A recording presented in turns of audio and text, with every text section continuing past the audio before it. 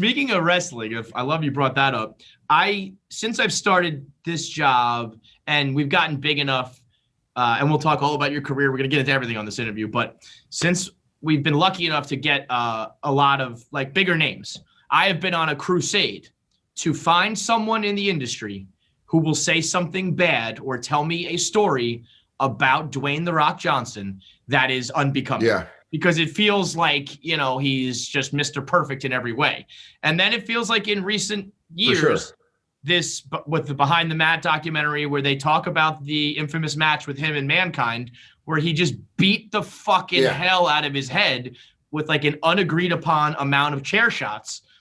And like his kids were crying and he was just like, you know, it seemed every wrestler agrees he went over the line. It feels like I finally found my story that The Rock has done something bad and nobody really seems to care.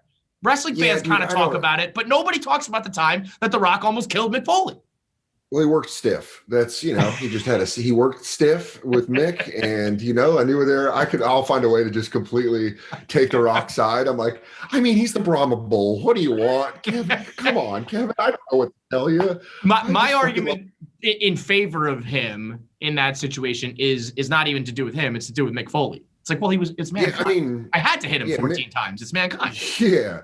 Mick, like, you know, Mankind and Cactus Jack and Dude Love, like, he would just really take a shit ton of abuse. That guy was, because if you look at him, he doesn't have the body. And then when you meet him, you're like, oh, you're the nicest guy in the world. In the world. When he started doing stand-up, was like 2010, right? Like 2010, 2011. And I used to do a lot of shows at Broadway Comedy Club or in the cafe next door. Like me, Nate Bargatze, Joe List, Mark Norman, and it's like occasionally Sam Morrill, Giannis Pappas. We would all do this. This guy, Aaron Haber, had a room that was all tourists barked in from Times Square. And the whole show were the people that barked them in. And usually like Nate and I, or List and Nate, or Giannis and I, you'd have two pros that would be on the show. Right. So it was a nightmare. I was going to say, what a shit show with that. I have bombed so hard in that room, and it's crazy to watch. You were at Nate Bargatze's New York Comedy Festival show at Town Hall. Oh, yeah. So was I. Unbelievable. Crazy to think that 2 avenues away, I used to watch him in a Vandy shirt and glasses just fucking bomb in front of a bunch of Finnish people. Being like, and it was like fun to watch Nate get a hold of that, because like watching Nate learn how to tame that has made him why he's one of the best guys working right now. Yeah. Because he used to do this thing where he'd be like, I don't know. Do you not understand my accent? And he would just like, but he would be, I mean, Kevin, I'm telling you, dead silent in the room. And Nate, which is almost impossible for me to believe, because like I'm such a fan of him and where he's gotten to, that it's like there's no way there's ever been a time where someone wasn't laughing at Nate Bargatze, you know? Dude, that's what's crazy to watch. I'm so happy for him and like all my friends that have done well. But you just think back to like, I can think back to like 2007 to 2011, and a lot of the guys that are doing well, watching them bomb, we've all watched each other bomb. Yeah. That's why that's the comedy. Yeah, that's the comedy locker room. We've all seen each other's wieners hold in water. We've all been like, yeah, dude, I saw you after a hard loss. You know? Right, and then you're just like, yeah, but look at me now. And you're like, no. That's why when everyone's like, great job, I'm like, shut up, you've watched me bomb. And Broadway, I used to fucking eat it all the time. So the reason I bring up Broadway is it was a blizzard, and I used to wait tables at Dos Caminos. So I go home to Dos Caminos, I like change into my regular clothes, I get back on the train, it's a blizzard. I'm like, dude, this probably isn't going to this show isn't going to happen. Right. And I walk through the snow from the train, from the station to the comedy club. And I walk in, and the manager's like, hey, sorry, you have to go later. Mick Foley's on stage. And I'm like, what? What? And that sounds like a fever dream. Like, is this real life? Yeah. I was like, what the fuck are you talking about? And I walked in and I was like, Mick Foley. And the manager doesn't know I'm a wrestling fan. And I'm just like, wait, can I watch? And she's like, yeah. I was like, oh, cool. And I just sat in the back of the room, where all of us bombed. And he did really well. And he was like, because, he's been cutting promos for 20 years. Sure. So he's comfortable on stage. But it was interesting to watch because he does storytelling and he's funny about it. But afterwards I met him and I was like, man, what a surreal thing to be said to. Like, yeah, you're sorry, dude. Dude, love Cactus Jack. Yeah. Bang, bang. Sorry, dude. Diamond Dallas Page is doing a drop-in set.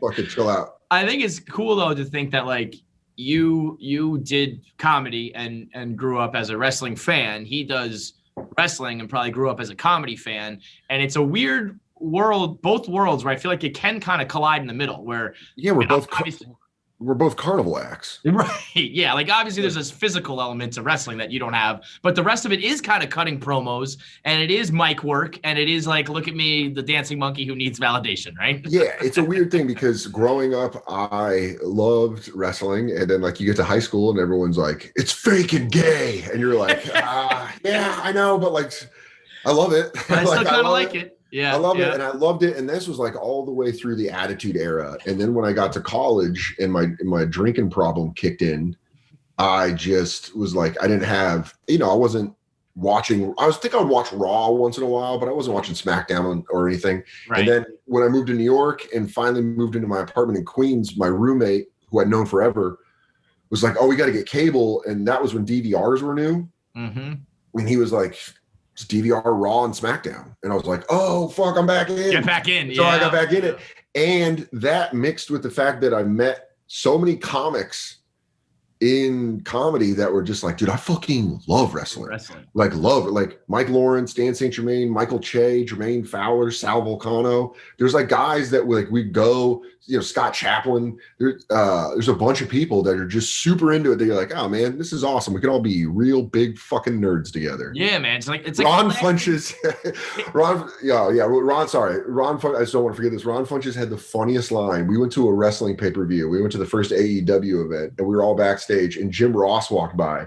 And we all got quiet, and Ron Funches just goes, man, we're fucking dorks. He goes, we just got quiet. He goes, we just got quiet like the president was walking by. He was, though. He's that dude. He's that guy.